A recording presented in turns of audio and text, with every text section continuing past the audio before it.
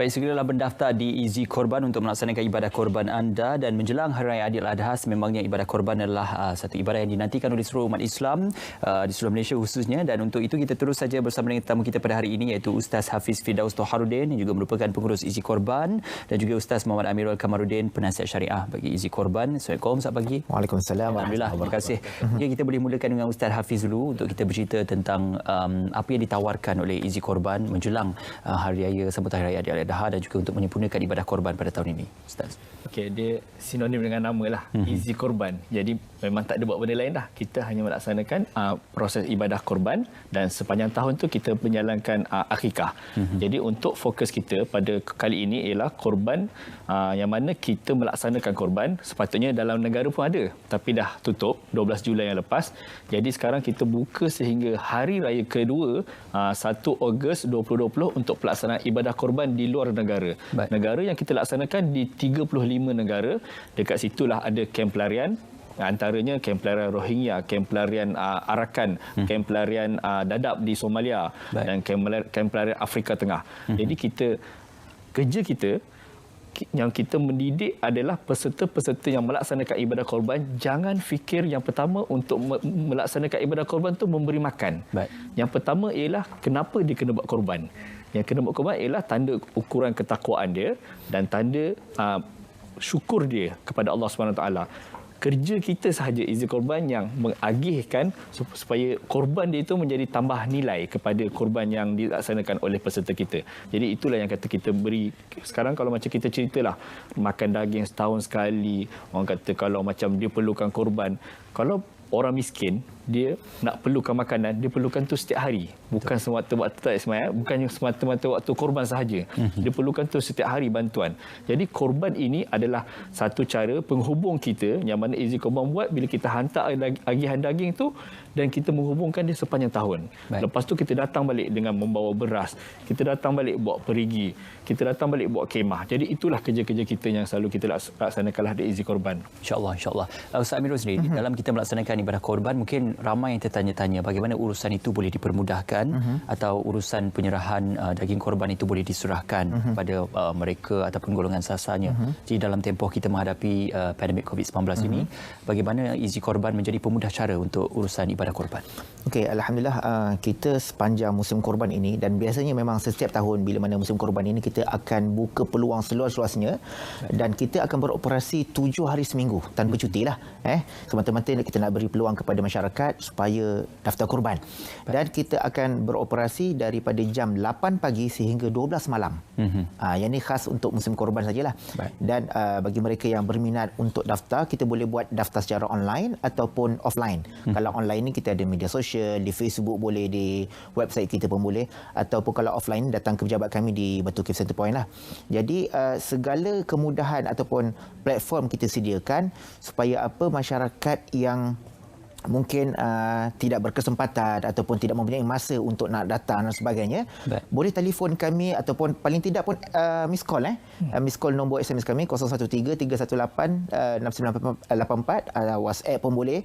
So banyak rangkaian yang kita sediakan supaya memudahkan masyarakat untuk melaksanakan ibadah korban. Kalau boleh kita nak pastikan tak ada satu pun orang ataupun masyarakat kita khususnya umat Islam yang dewasa terlepas peluang untuk nak melaksanakan ibadah korban.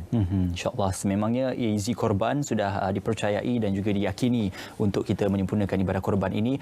Kita kata track record yang sudah lama yang dikelolakan oleh Easy Korban ini dalam menyempurnakan ibadah korban.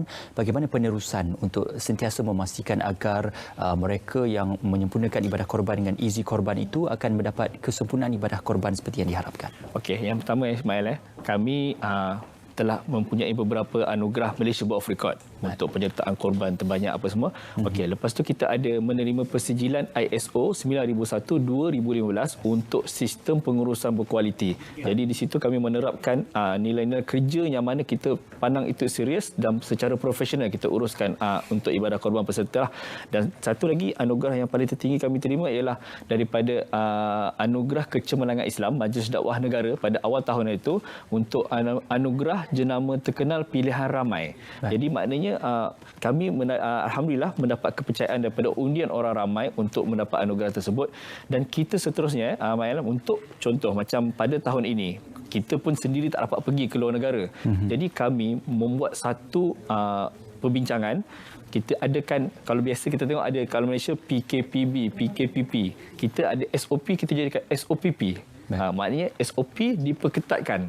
Maknanya setiap hari kita bermeeting, kita mesyuarat dengan wakil-wakil kita di luar negara untuk kita bagi tahu bagaimana cara pelaksanaan bila kita tak pergi, macam mana cara dia uruskan untuk 4 hari itu. Kita dah susunkan siap-siap untuk pelaksanaan ibadah korban pada tahun ini. Jadi kalau boleh kami memang nak semua keadaan yang berlaku di sana tu kami akan dapat laporan secara secepat mungkin lah. InsyaAllah. Maknanya gerak kerja sudah dirangka lebih awal untuk memudahkan urusan korban nanti.